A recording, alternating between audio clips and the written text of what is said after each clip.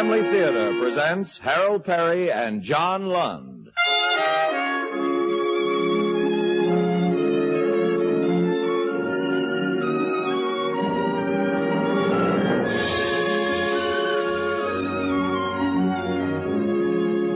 From Hollywood, the Mutual Network, in cooperation with Family Theater, presents Mr. Harrison and the Lady Racketeer, starring Harold Perry. And now, here is your host, John Lund.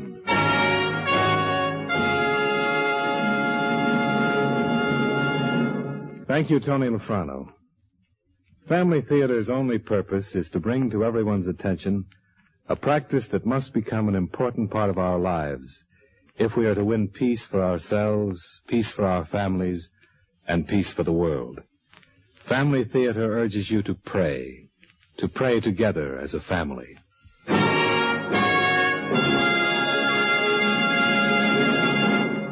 And now to our transcribed drama, Mr. Harrison and the Lady Racketeer, starring Harold Perry as Bill.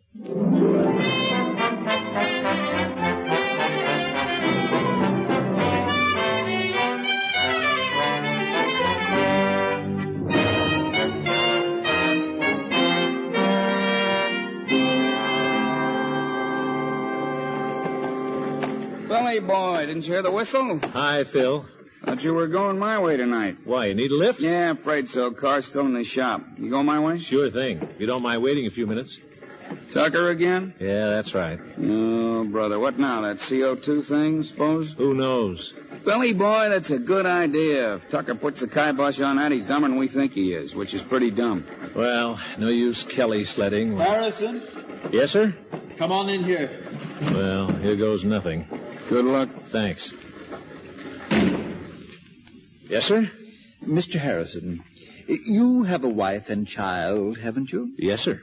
Then you should have some awareness of the meaning of responsibilities, isn't that right? Yes, that's right. They expect certain things from you, financial support, I imagine. Naturally. In order to provide that support, then, it is necessary for you to keep working, isn't it? Yes, sir. Now, you'll forgive me for asking all these questions, but I wanted to get a few things straight in my mind, because I seem to be under a mistaken impression.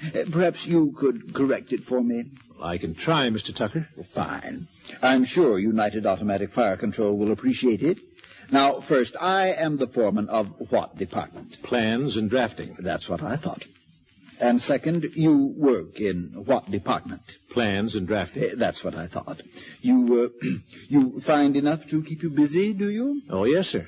Then what do you mean by submitting this idiotic plan for a CO2 primer on an automatic sprinkler? Mr. Tucker, in certain cases, water damage is just as costly... Mr. Harrison, have you been with this company 20 years? No, sir. 9 years next month. Well, until you have been here a while longer, I don't think there is much you can tell me about water damage and fire damage. But, sir, I've checked it through, and that CO2 primer would effectively lower the ignition point. That will be about enough, Harrison.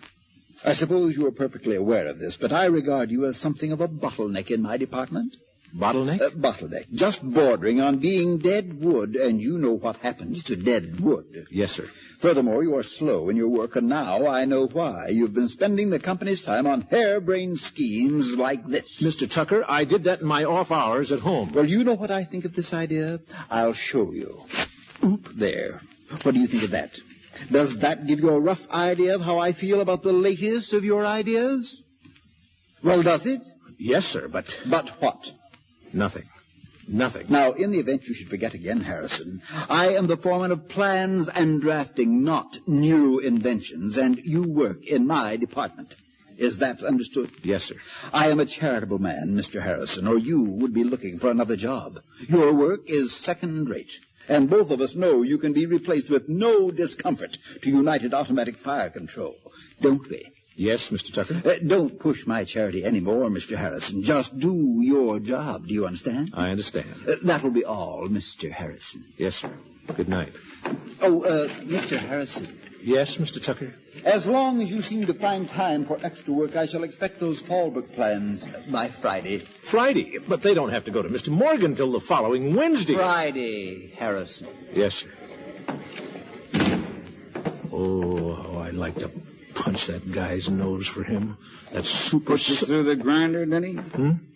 Oh, Phil, I forgot you were waiting for me. You look like you've been shot at. I feel like it. He really gives you a hard time, doesn't he? This time he was pretty easy. Only a couple of minutes. Sometimes he works me over for 5 or 6. Someday, Phil, someday he's going to go too far. Yeah, and you'll pop him one and have to hunt yourself up a new job. Why me? Why is it always my hide he nails to the wall? It's not just you. Once in a while somebody else gets it, you know. Not as often. Yeah, maybe not. And I think I know why. What? Look at it this way. What's Tucker got? What do you mean, what's he got? So he's the foreman. But aside from that, he hasn't got a thing. He hasn't got a wife and kid like you have. So that makes him mad? What am I supposed to do? Toss my wife and daughter away just to get in his good graces? Look, I'm not defending him. I'm just telling you what I think. He's a small, envious man. And like most small, envious people, he dislikes people who have something he hasn't. And there's something else. I must sound like the office psychologist. Go on, Phil. You got something else he hasn't got, and that's what he's really afraid of. What's that? Imagination. Imagination? That's right. Automatic sprinkling systems, built-in fire-controlling devices, these are pretty imaginative things. They're great. But there's room for improvement. There's room for improvement in everything. Right as rain, Billy boy. But fire-controlling devices like ours are only a few decades old. So the improvements come faster. And the guys who do the improving are the ones who move ahead the fastest. Are you trying to say that Tucker's afraid I'll cop his job? That's about it. That's a laugh. Is it? Well, now, what could I do? You could handle it better, and except for one thing, you'd probably get it. What one thing? You're afraid of him. Yeah, you're right about that. Well, why? Why? I'm a very specialized draftsman. There aren't many openings for my specialty, Phil. I can't afford not to be afraid of Tucker. Well, maybe someday, Billy boy. Yeah, maybe someday. But I'll tell you one thing. If Tucker thinks I'm going to do any work at home, he's crazy. I won't even think about this job at home from this moment on. Not for the next few days you won't. Bet you won't have time. Your aunt. What aunt? Well, didn't I tell you? Your wife called before you got back from lunch. Oh, sure. I didn't tell you. My wife called? Well, it's the first I've heard. Yeah, must be getting old. So you're getting old. Now, what's this about an aunt? Your wife said your aunt had come to spend a few days. She sounded kind of excited about it. Well, I can imagine. Yeah, I can't see how I could have forgotten it. Anything else? No, that's about all. Some talk about her arriving in a ritzy car, dripping with furs on the long green. She was excited, all right. Did she say what this aunt's name is? Velma or something like that. Well, you ought to know how many rich aunts you got. Phil, I haven't got any aunts at all.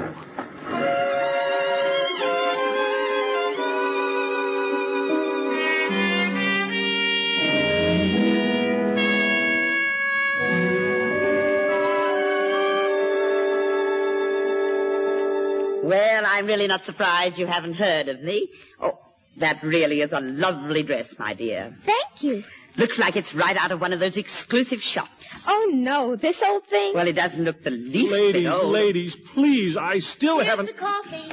Oh, Rita, darling, will you move the flowers off the coffee table so I can put this tray down? Sure thing. Smells good. Nothing like a good cup of coffee to settle a meal. Tamps down the food, you might say. Please, everybody sit down. I've got to get this thing straight. All through dinner, we've talked about dresses, the Alaskan salmon canneries, my mother and father's courtship.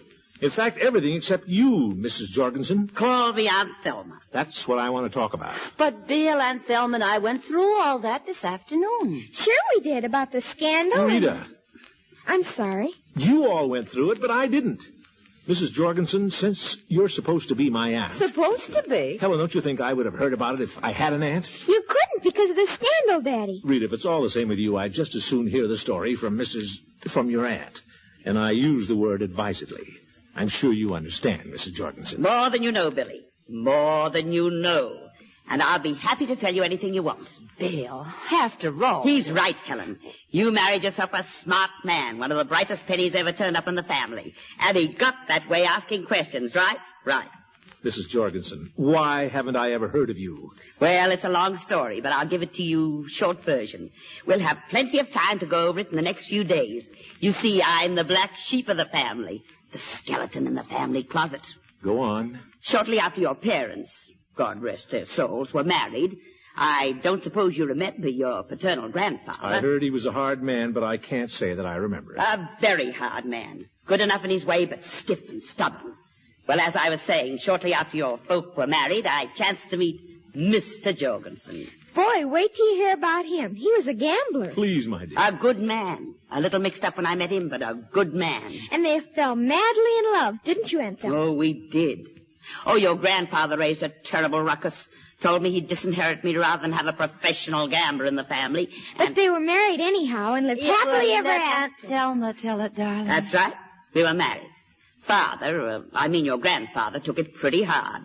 He did disinherit me, and he vowed that never again would my name be mentioned by any member of the family. Just because you married a gambler? No, he was a hard man, your grandfather. Yeah, he must have been. Well, Mr. Jorgensen and I moved to Alaska, where in the course of a friendly game one evening, Mr. Jorgensen chanced to get himself shot through the hand while dealing some cards. Oh. Naturally, that ended our gambling days, and we were forced to go into another kind of business. Judging from appearances, you did quite well. Well, what with one thing and another, we did manage to put a little by. Tell him how much, Aunt Thelma. My dear, you don't ask questions like that. Oh, it's all right. I don't mind. Oh? Well, then, how much did you, put by? Last accounting, I believe it was around $23 million. 23 million? Oh, but money won't buy everything. And since Mr. Jorgensen passed away, I've had a yen to see some of my own kin. Spend a little time with you, and of course I'll pay my own way. Oh, no, you won't. You're our guest. We won't hear of it, will we, Bill? $23 million. I wonder if I might use your phone. Sure. Of course, it's in the den. Oh, Rita, darling, show your Aunt Thelma to the telephone. Bill and I are going to reheat this coffee. Right this way, Aunt Thelma. Are you going to call Alaska? Oh, my, no. Just a business acquaintance here in town. Here's the phone, and the phone books are under the table. Thank you, dear. You want me to dial it for you? Oh, that's all right. I can do it. Aunt Thelma? Yeah? You'll have to pardon Daddy. He's not usually like that. I think he's having trouble at the office. I think that's what it is. Oh, that's all right, dear. If you need anything, just call. Thank you. Oh, Rita. Yes? Is there an extension phone? No, that's the only one. Oh, thank you. Well, you'll close the door like a good girl, won't you? Yes, sir.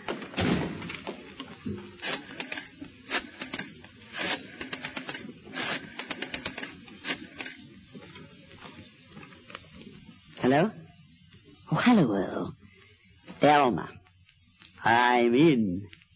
Nah, nobody suspects a thing. Well, my nephew isn't quite sure. Oh, but then I think he's just been seeing too much of Racket Squad. What about the fares? Well, sure, I'll take them back to the store tomorrow. I'll just tell the family I'm putting them in storage. Now, you know what you're supposed to mail to the house each week. That's right. 4 or 5 copies of Wall Street Journal, Shipper's Report, and at least 2 of those envelopes with the important-looking letterhead. How's that?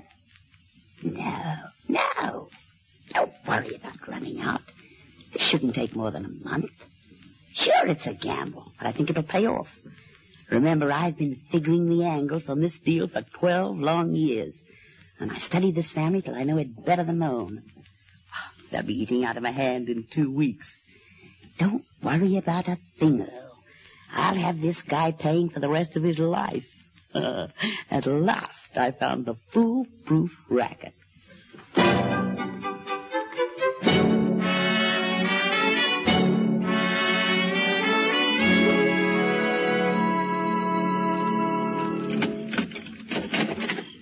That you, Bill? Yeah, honey, I'm home.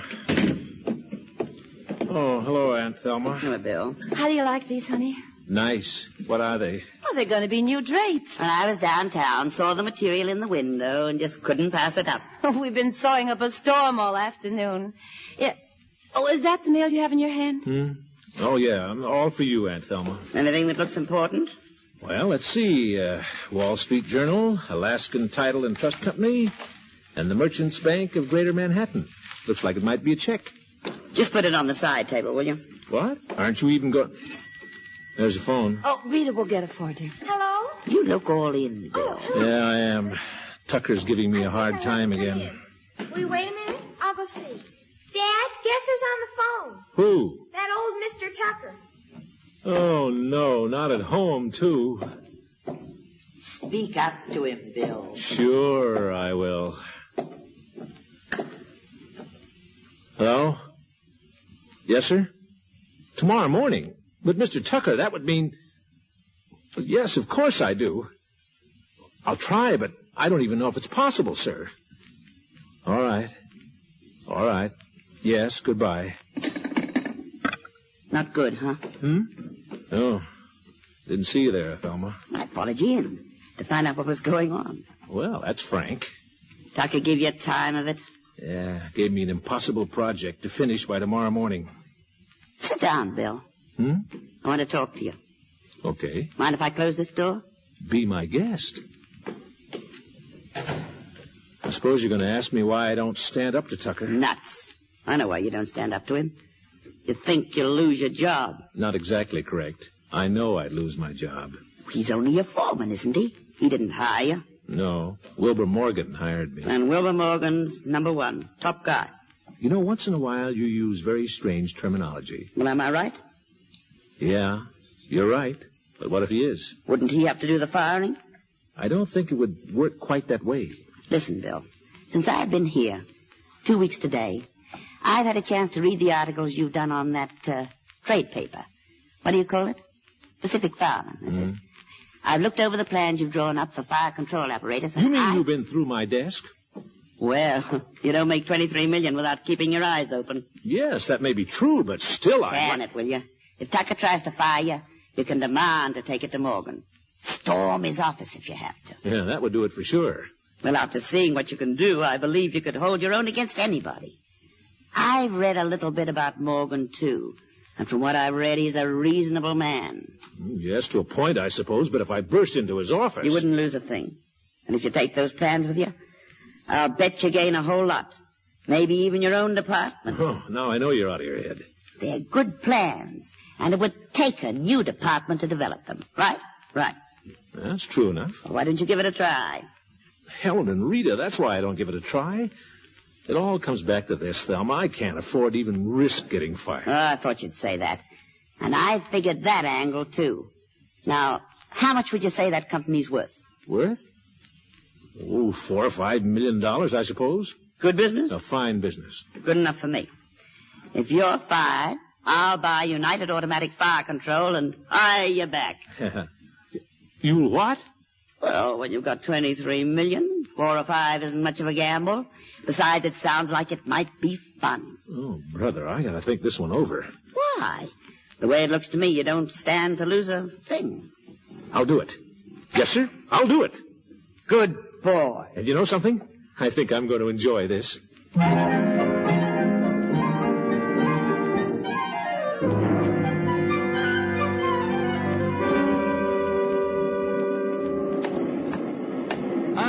Billy boy, wait for me. Phil, you're late for work. Yeah, and I might say the same about you. Yeah, but I mean to be. You mean to be? Brave. You haven't seen anything yet. Hey, I got a couple of extra excuses if you want one. I don't. Well, I wish you luck. You want to see some fireworks, don't get too far away. Fireworks? What are you talking about? Mr. Harrison, you are late. Mr. Tucker, what are you going to do about it? Hey, Bill, what's the matter with you? What did you say? I said, what are you going to do about it? That work I gave you last night take a little more time, did it? I didn't get around to it. You didn't get around to it. Mr. Harrison, I should like to get a few things straight in my mind. Well, fine, I'll help you. It's about time somebody helped you straighten out that goat's nest you call a mind. Harrison, you'd better get to your desk before I lose my temper. Get to my desk? Did you say get to my desk? I thought you always wanted an excuse to fire me. Well, I'm giving it to you. You know why? Because I don't care whether I lose my job or not. And something else. I've been waiting for years to tell you what I think of you and your methods. That will be enough. I will accept your resignation. I didn't offer it. Oh, well... Everybody in the department feels the very same way I do. We don't like your jump or out you go policy. And I intend to bring it out in the open by forcing your hand. Well, now, Harrison, there's no use getting emotional about this. Well, why don't you fire me? But now, as a matter of fact, Harrison, I never had any intention of firing you. Every department head has to exercise his own kind of discipline, you know. So you keep me worrying about my job for years. Well, Mr. Tucker, you're a small man. Well, You're emotionally, mentally, and for my money, spiritually poverty-stricken. Get your things, Harrison. You are through. Get out. Oh, no, Mr. Tucker, not that easily. Wilbur Morgan's the man who did the hiring. He's got to do the firing. I'll have you blackballed in the entire Let's industry. go see Mr. Morgan. All right, have it your own way. You people, what are you all gawking at? Get back to your work at once. You are through in this business, Mr. Harrison. I suppose you know. Not yet, I'm not. Miss Bevins, I'd like to see Mr. Morgan. Is he alone? I believe he is, Mr. Tucker, but the meeting of the department heads isn't for another hour yet. This is another matter entirely. Mr. Harrison Oh, here. yes, Mr. Harrison. I received a message for you just a couple of minutes ago. A message for me? Yes. I told the woman it was a little strange and that she should leave it with the receptionist, but she insisted that I take it. Said to give it to you just before you went into Mr. Morgan's office. Oh, well, let's see it. Yes, here it is. Dear Bill, have decided not to buy the place. You've got the ball now. What are you going to do with it? Love, Auntie. Got the ball. What am I going to do with it? Bad news, I hope. Oh, Mr. Tucker, Yes? Nothing. Then shall we see Mr. Morgan? Oh, wait a minute. I'll have to announce Never mind. you. I'll announce myself. Mr. Morgan, I'm Bill Harrison. I got a few things to say to you and a few things to show you that'll make you a lot of money. Now, first of all...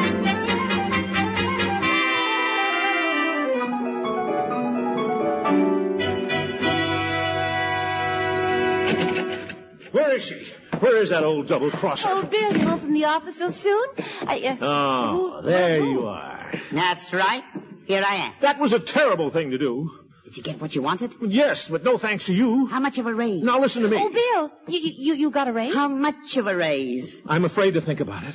You can't do this to me. How much? Well, how much? $25,000 a year plus royalties. $25,000 a year? Plus royalties. Oh, I'd better sit down. But when I think of how close I came... Aunt Thelma, did you have to send that note when you did? Yep, I did. Standing on my shoulders wouldn't make you any taller. A man never gets taller than when he's standing on his own 2 feet. That's a very pretty platitude, but I I had to send you the message when I did to give you time to back out. Now, if you don't like my platitude... What made you change your mind? I didn't change my mind. Here, Bill, this is for you. What's this? My bill. For what? Read it. For services rendered, I, Bill Harrison, agree to pay Mrs. Thelma Jorgensen $100 a week for the rest of her natural life. Who? Huh? What's this? What services? I helped you make a man of yourself, didn't I? But what will $100 a week mean to you? While to me, it'll... Well, you forget about your raise. Yeah, but... But nothing. You asked what it would mean to me. I'll tell you.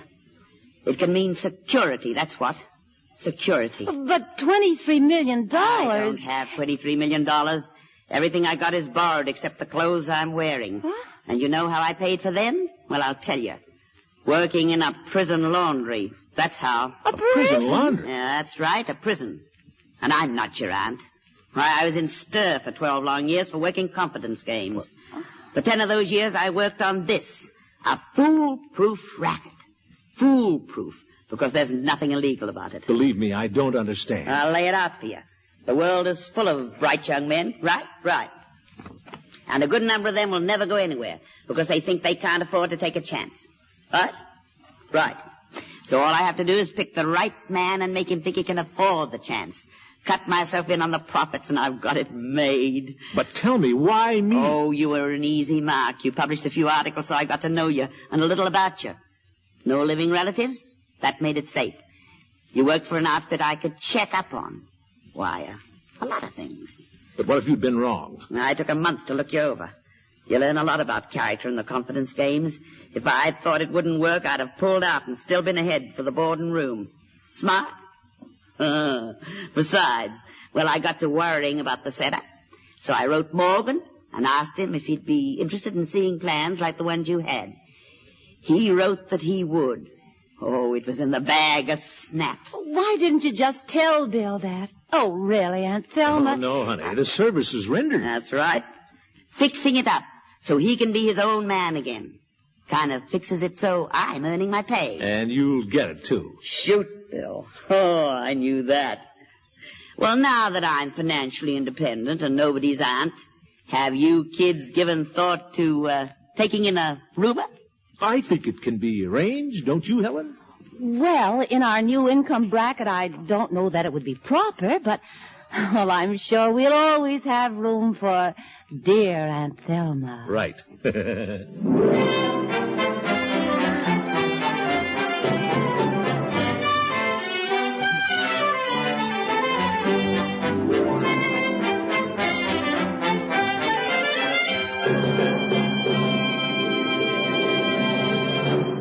This is John Lund again.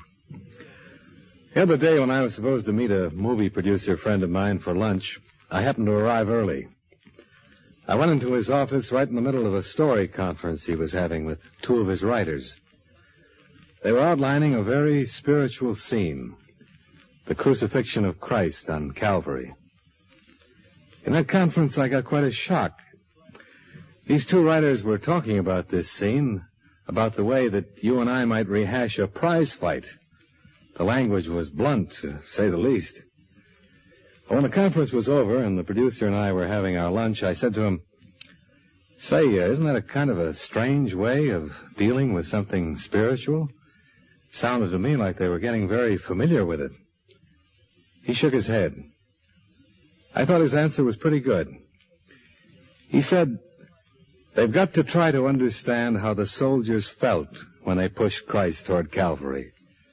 And if they can, try to understand how Christ felt being pushed. If they're going to make the picture look real, they've got to get close to the subject matter. They've got to be familiar with it to make it good." Well, that really applies to us, too, you know. We should have reverence for the things of God, but we should make them familiar, too. We remember that God is infinite and all-powerful, but we must also think of him in intimate terms, as our Heavenly Father. That kind of familiarity doesn't breed contempt. It breeds love. We should always remember that God wants us to be close to him, that he's even asked us to bring our needs and desires to him through prayer. 10 minutes a day devoted to prayer will bring us closer to him and gain for us some of the blessings that could only come from an infinitely powerful God, who, thank God, we can approach simply as our Father. And when you pray, pray together as a family, for the family that prays together stays together. More things are wrought by prayer than this world dreams of.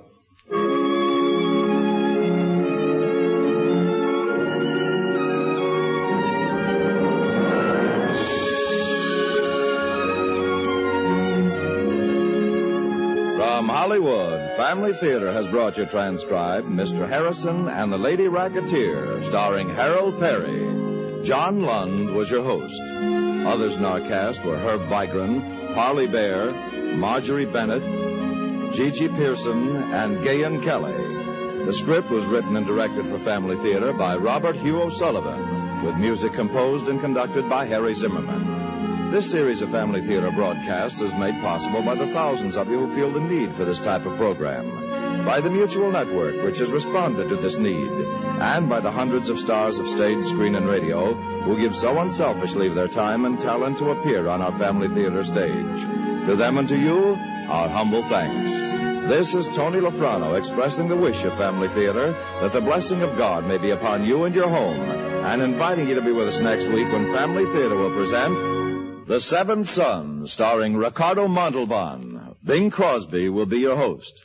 Join us, won't you?